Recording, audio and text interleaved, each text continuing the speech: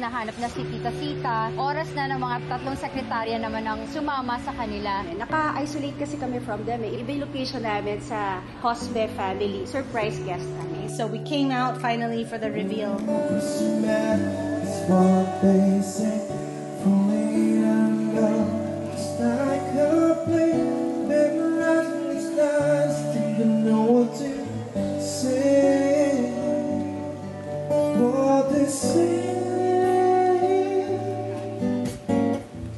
Don't know what to do whenever you want it.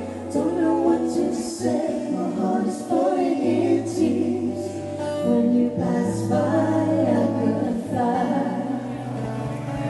Pero din nakatingin na sa atin. Kasi naka-prosthetics kami, then naka-blind. Sana hindi tayo makilala para yung aim natin na ma-surprise sila. Ma-surprise talaga. Baba tayo, baba tayo, baba tayo. Yeah.